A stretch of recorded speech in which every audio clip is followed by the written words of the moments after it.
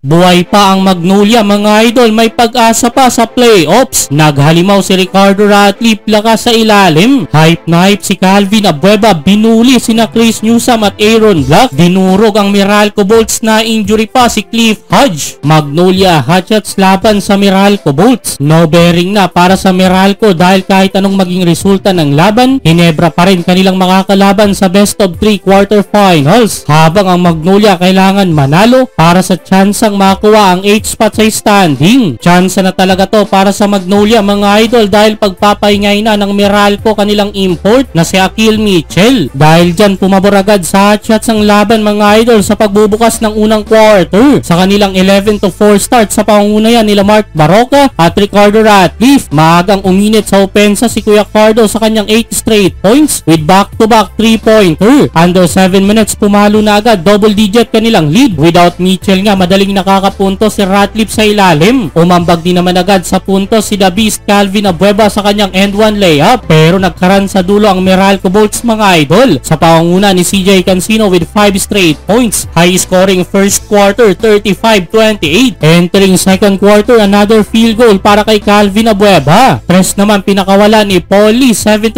start na naman para sa Magnolia hotshots. Balik ulit mahigit 10 kanilang lead. Patuloy ang pagpuntos ni Abueva mga idol. Binuli sa ilalim sina Chris Newsome at Aaron Black. Under 6 minutes na magana, 22 points lamang ng Magnolia. Mula sa tres na ito ni Zabe Lucero, 58-36. 80 straight points yan para kay Lucero mga idol. Patuloy naman ang pagpunto sa ilalim ni Ricardo Ratcliffe. Di kayang pigilan ni Raymond Almasan, naiangat pa nila 26 kanilang lead. Pagtapos ng first half, 73-47. 24 points na si Kuya Cardo mga idol. May double digit na din sina Zabe Lucero with 11 at Calvin Abueva with 10 points. Third quarter, patuloy na dinudumina ng Magnolia ang painted area. Ian Sanggalang at Ricardo Ratcliffe ang pumapasakit sa Meralco Bolts. Hype na sa bench si Calvin Abueva. Umabot na mahigit 30 kanilang lead mga idol, 84-53 under 9 minutes. Well, nagka-momentum ang Meralco sa dulo pero may naging sagot lang din ang Magnolia. Tres naman pinakawala ni Calvin Abueva, nakabaon pa ng buzzer beater layup si Sanggalang. Third quarter, comeback pa rin ng Meralco, 101-75. Fourth quarter mga idol, nasaktan pa si Cliff Hodge nang maitukod ang kanyang kanang kamay sa pagbagsak. Na problema patuloy si Coach Luigi Trillo lalo na't papalapit na nga ang quarterfinals. Wala nang nagawang big run dyan ang Meralco mga idol. Sa huli, panalo ang Magnolia hotshots. May pag-asa pa sila sa playoffs.